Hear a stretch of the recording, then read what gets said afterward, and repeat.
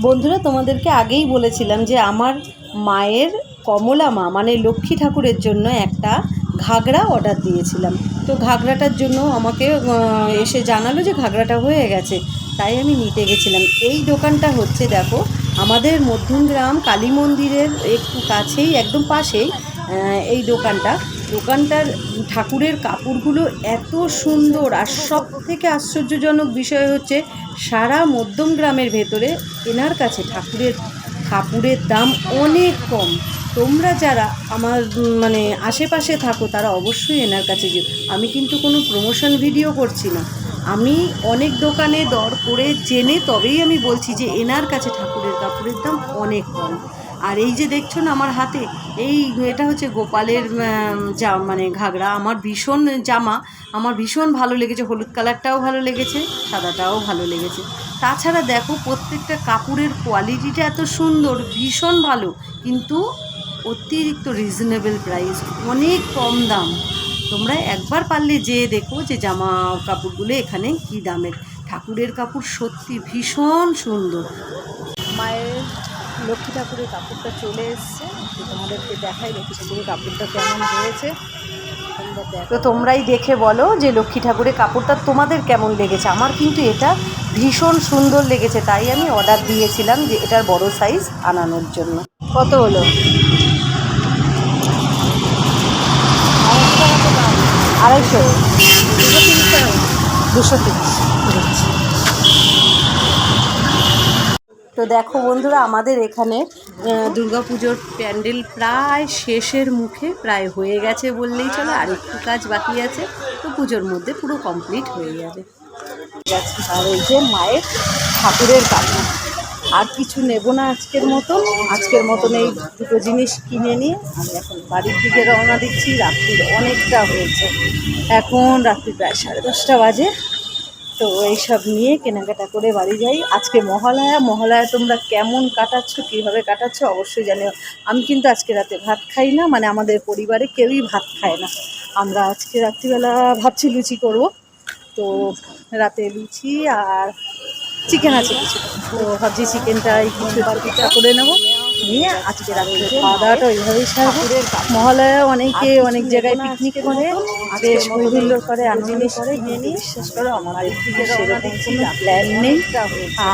একটু কাজে ভীষণ পরিমাণে ব্যস্ত, তার সঙ্গে দোকানের কাজ চলছে, দোকানের ব্যবসা, সব মিলিয়ে তোমরা দেখতে পাচ্ছ ভীষণ ট্যাড।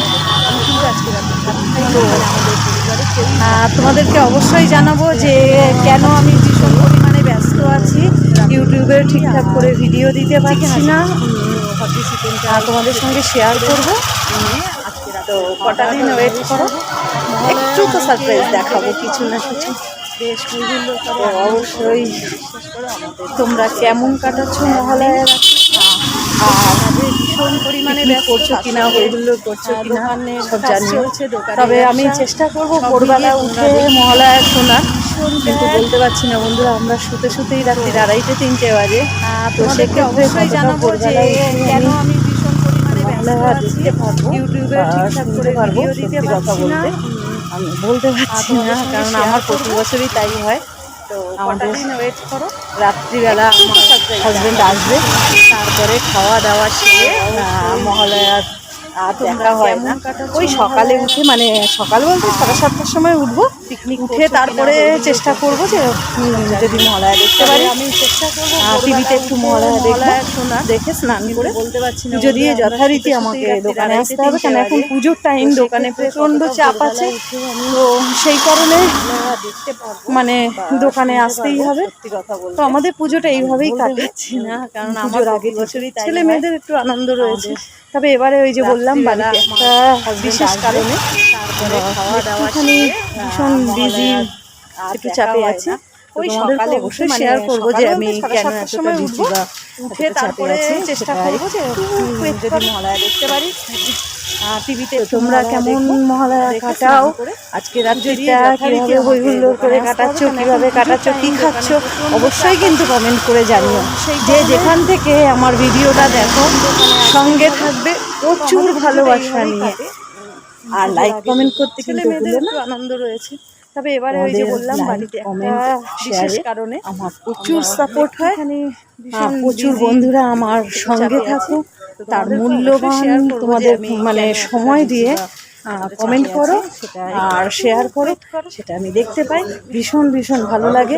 তো তোমরা অবশ্যই এইভাবে অনেক অনেক ভালোবাসা দিয়ে আমার পাশে থেকো, করে কাটাচ্ছ, কিভাবে কাটাচ্ছ, কি আর আমাকে সাপোর্ট করে যেও, আমি যাতে আরো এগিয়ে যেতে পারি, একটু একটু করে বড় হতে পারি। আর যদি সঙ্গে থাকবে কোনো রকম ভুল ত্রুটি হয়ে থাকে, যদি কোনো কিছু খারাপ লাগে, অবশ্যই নিজের বোন মনে করে আমাকে জানিও, আমি শুধরে নেবো বা সংশোধন করে নেবো।